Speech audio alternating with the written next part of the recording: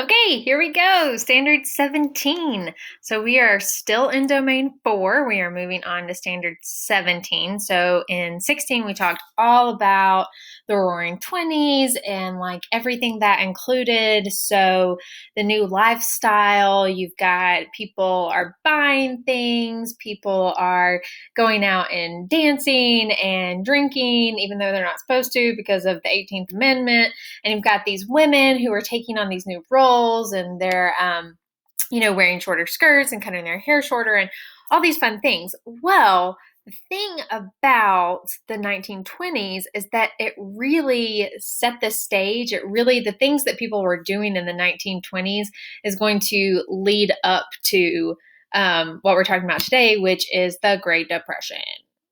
So, not quite as fun as the Roaring Twenties, but basically was caused by them. So, first thing we look at are the causes of the Great Depression. So, pretty simple stuff. Basically, you've got overproduction. So, remember, we were talking about this mass consumerism that's taking place during the 1920s, and everybody's buying stuff.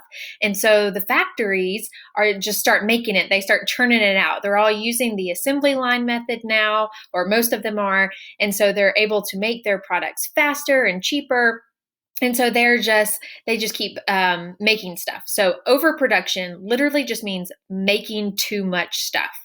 And then you have consumer overspending. So remember when we talked about the installment plan, this idea of buying things and then paying it off little by little.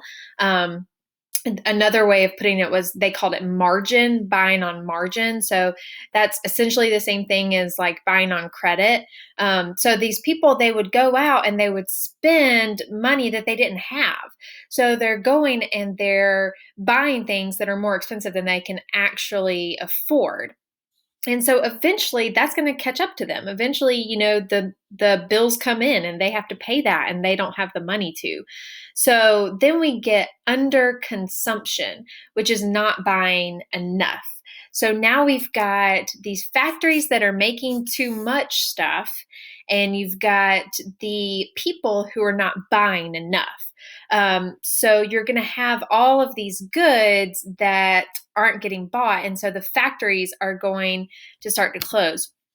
And then another big cause is this stock market speculation. So basically, with the Great Depression, it wasn't just one thing that causes it. It's like a spiral that just keeps going, and these other things kind of add to it. So you've got the overproduction, the underconsumption. People had been spending more than they could actually afford.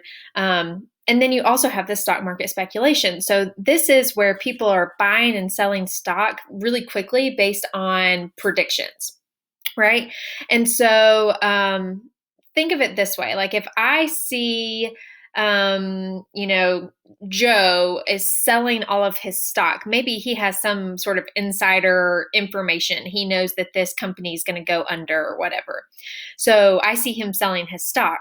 So I sell all of my stock, right? Well, then, Susie sees me selling all of my stock, so she sells all of her stock. Well, this is what happened in 1929. And on one day, it caused the stock market to just completely crash, right? So you have all these stocks that were sold at the same time, and the whole system just collapses in on itself, right? And so once that happens, then you have this panic. Okay. And we've actually seen this happen a lot recently, which is kind of scary.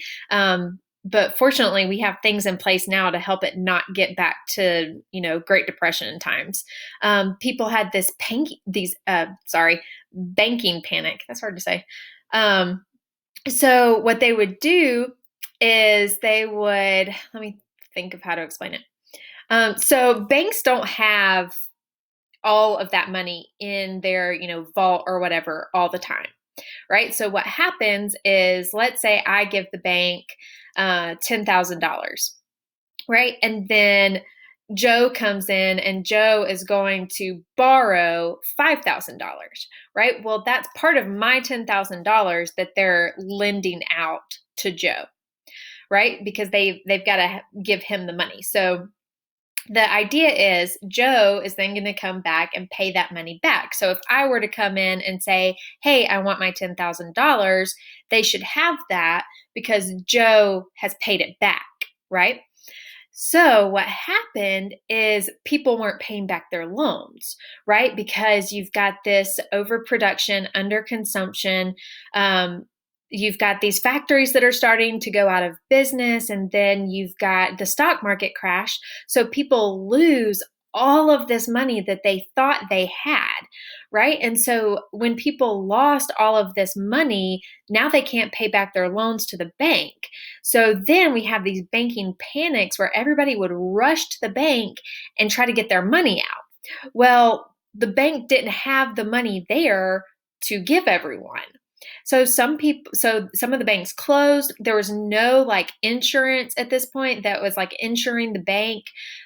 We have that now, thankfully, but they didn't have that back then. So what happens is everybody goes running to the bank and everybody's trying to get their money out, and the bank's closed. And so if I had my $10,000 in the bank, right? And everybody goes to the bank to try to get their money out and the bank closes, then I don't have $10,000 anymore. It's gone. I mean, it literally just disappeared. So people lost their entire life savings that they had in the bank.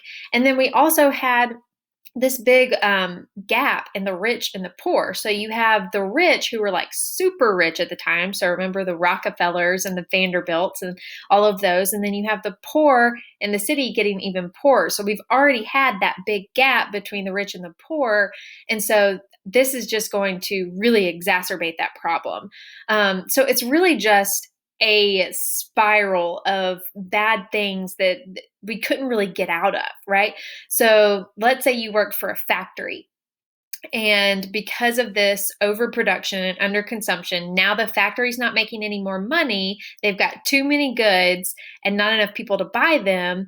So the factory goes out of business. Well, now you lose your job, right? And so now you can't go buy other things. So let's say you work at a teddy bear factory, right? And your teddy bear factory closes. Well, now you're not going to be able to go out and buy Play-Doh for your kid. I'm sorry, you can tell that I've been with a 2-year-old a lot. So now you can't go buy Play-Doh for your child, right? Because your teddy bear factory closed and you don't have any money. So now when that happens on a big scale, a lot of people, now the Play-Doh factory is going to go out of business, right? And it trickles down all the way through until you've got all of these businesses closing. And so that's what a lot of people are worried about right now with this whole coronavirus thing, because it's not just people losing their businesses, it's that then those people can't go support other businesses. So it's like this really bad spiral. And so people are really worried about that right now. And it's definitely something to think about. And so hopefully we can kind of take some cues from the Great Depression and not do some of the things that they did. So, anyways, I'm going to stop there with the causes of the Great Depression, and we will continue on in part 2.